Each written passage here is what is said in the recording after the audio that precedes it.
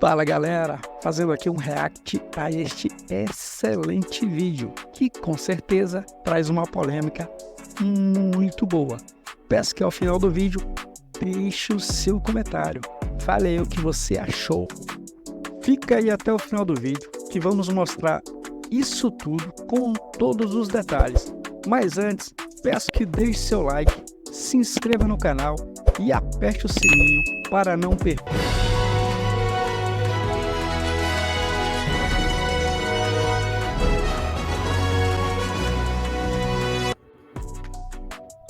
E Bolsonaro rebate Lula sobre imóveis do Alvorada e fala em falsa comunicação de furto. Governo encontra itens após petista culpar ex-presidente e recomprar peças de luxo para residência oficial. Presidência fala em descaso da gestão anterior.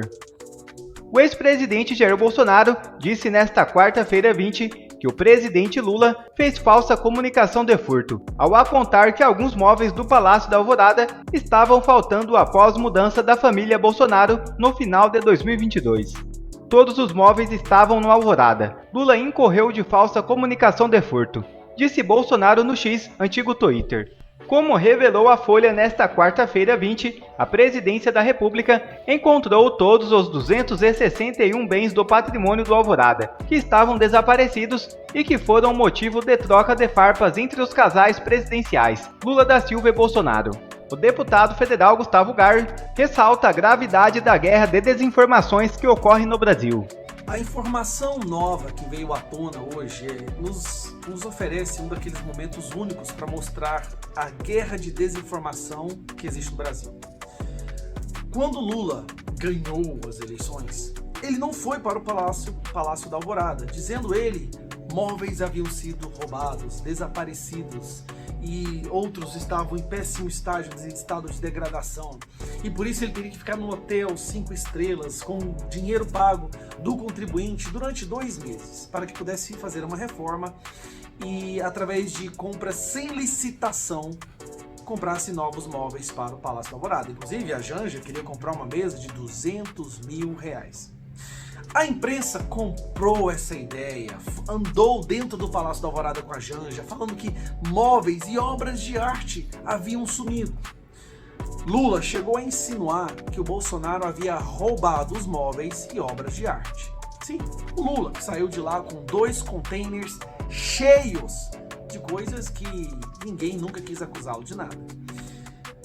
Meses se passam, 1 ano se passa e a imprensa solta a matéria agora de que todos os móveis, toda a mobília e todas as obras de arte foram encontradas. Olha que interessante, depois da imprensa acusar Bolsonaro e Michele Bolsonaro de terem desaparecido a mobília e obras de arte dentro do Palácio da Alvorada, 1 ano depois eles, curiosamente, encontram tudo isso. Mas durante esse período, a narrativa já estava propagada e consolidada no ideário coletivo através da imprensa. Isso chama atenção.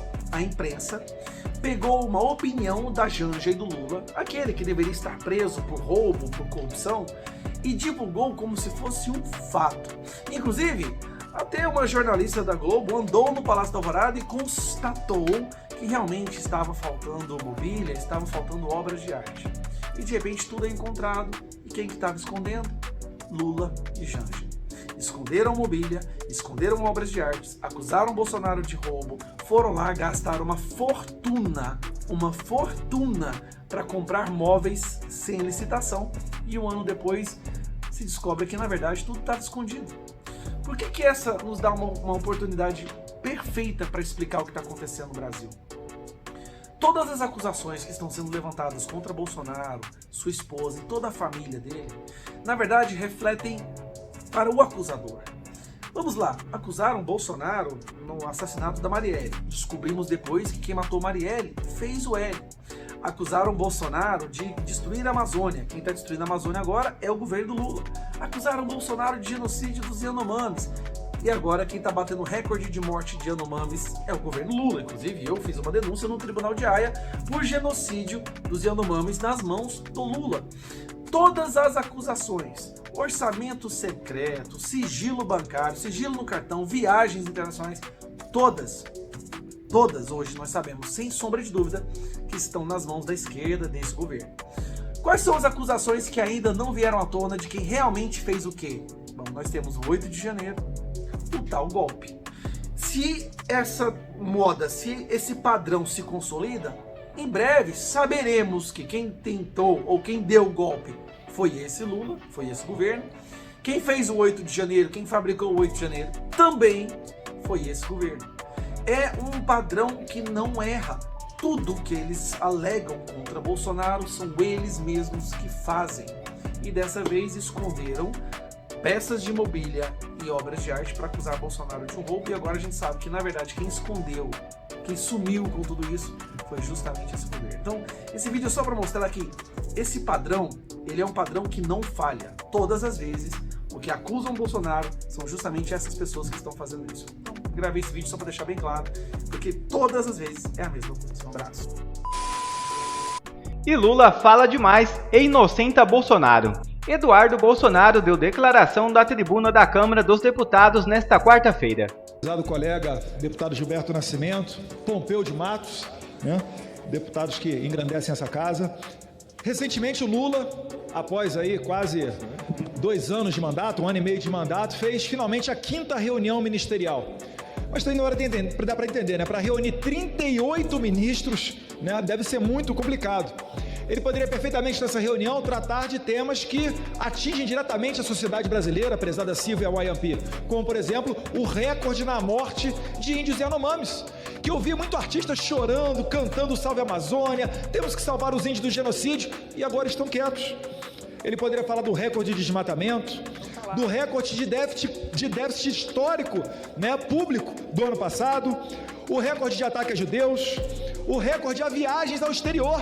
Primeiro ano dele, ele passou 2 meses fora, praticamente ao custo de R$1 milhão por dia, custa o Lula fora do Brasil. Poderia falar, prezado capitão Alberto Neto, da questão da inflação recorde dos alimentos. Ele prometeu picanha na eleição, está entregando abóbora. E aí, como é que vai ficar, Lula? Isso é o que interessa ao povo brasileiro. Mas ele preferiu fazer palanque. Televisionou a reunião ministerial, né? Talvez aí inspirado no Bolsonaro, que fazia as reuniões às portas fechadas para tratar de liberdade, né? Do direito de ir e vir da população. Lula quis copiar de Bolsonaro e a pauta foi justamente Bolsonaro. Sem Bolsonaro, Lula não vive. E ele acaba enfiando os pés pelas mãos porque ele está cego de ódio contra Bolsonaro. E ele acabou por inocentar o presidente Bolsonaro.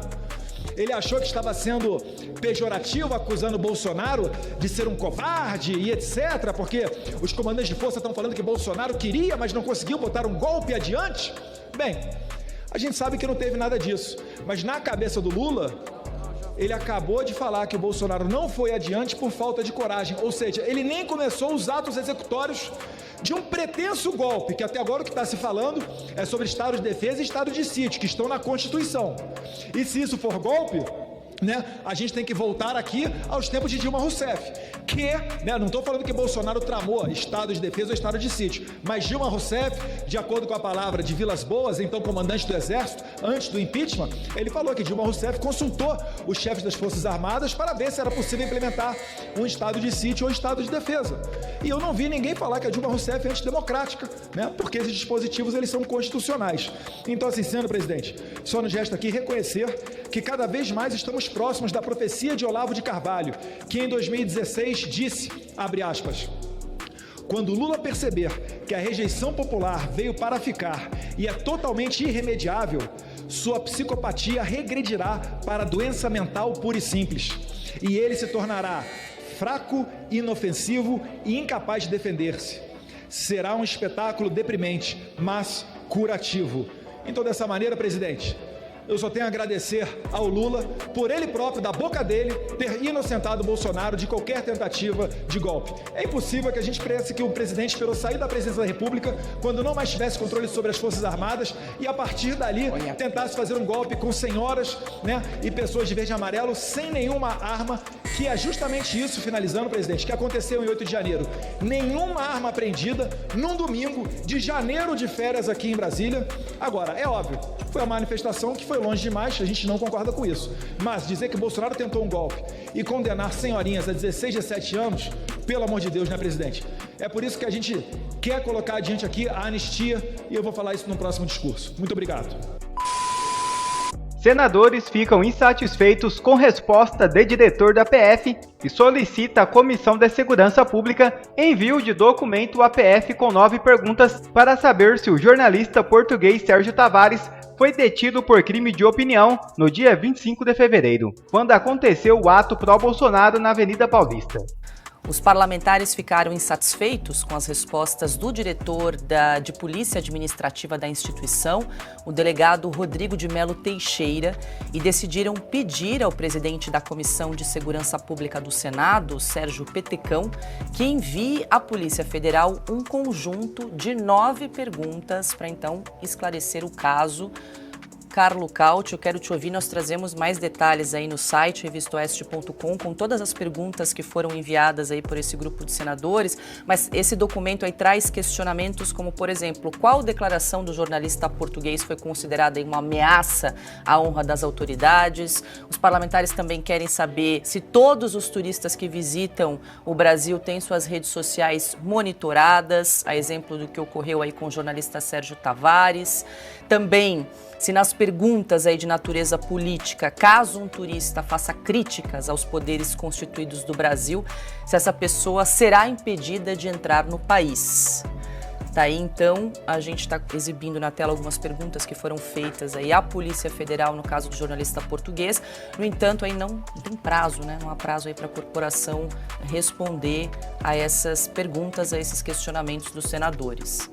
Pois é, Paula, isso aqui é um absurdo de um tamanho que, nesses casos, a Constituição brasileira vai por autocombustão a certo ponto, né? Porque é uma série de irregularidades. Primeiramente, é um desrespeito por parte do chefe da Polícia Federal, o Andrei Rodrigues, que sequer se apresentou frente aos senadores explicando o que aconteceu no dia 25 de fevereiro, quando um cidadão português, um jornalista português, chegou ao Brasil, ele foi individuado, separado da fila dos que estavam chegando, que estavam verificando os passaportes, colocado numa sala por horas e interrogado, questionado com coisas sem nenhum cabimento, nem jurídico e muito menos, diria, até moral, perguntando o que ele achava sobre o Supremo Tribunal Federal no Brasil. Isso não é problema da Polícia Federal, é problema dele. Porque no Brasil, diferente daquilo que o delegado que foi falar com os senadores declarou, não existe crime de opinião. Você pode pensar, achar e dizer o que você bem entender, porque a liberdade de expressão é total, muito mais fora do Brasil. E esse é o absurdo maior. A Polícia Federal admitiu em uma audiência no Congresso Nacional que está monitorando jornalistas estrangeiros na base daquilo que as opiniões que eles expressam. Assim, é a Polícia Federal, não é a polícia política do Brasil, não é o KGB. Não existe a Gestapo no Brasil. Existe a Polícia Federal que deveria verificar, deveria investigar possíveis crimes cometidos dentro do Brasil. Eventualmente, temos uma agência chamada ABIN para analisar eventuais ameaças contra a segurança nacional fora das fronteiras nacionais, não a Polícia Federal. E não me parece que um jornalista português que critica ministro do Supremo Tribunal Federal ou eventualmente urnas eletrônicas seja uma potencial ameaça à segurança nacional do Brasil. Isso não tem cabimento nenhum. E outra, crimes contra a honra que o delegado falou são crimes de menor porte ofensivo. Então não faz sentido nenhum impedir para um cidadão que expressou suas críticas, porque são críticas que ele fez, observações, são opiniões deles que são livres. Em Portugal, assim como no Brasil, e impedir de entrar no Brasil. Isso não existe. Isso, e só para terminar, Paula, isso se junta ao tapa na cara que os Estados Unidos deram na Polícia Federal Brasileira e no governo federal, especialmente no Ministério da Justiça, durante a gestão de Flávio Dino, quando o governo brasileiro pediu a extradição de Alan dos Santos e os americanos deram um redondo não. Porque nos Estados Unidos não existe crime de opinião. Ele está sendo acusado de algo que simplesmente é um absurdo. Não existe nem no Brasil, na verdade. Tudo aquilo que o delegado falou naquela comissão não existe no Brasil. Ele inventou crime. Ele chegou a dizer que tem algo que tange um crime. O que tange um crime? Assim, o Código Penal, alguém deveria perguntar se esse delegado passou no concurso fazendo um negócio de direito do Código de Procedimento Penal e do Código Penal. Não existe um crime tangente. Ou é crime ou não é.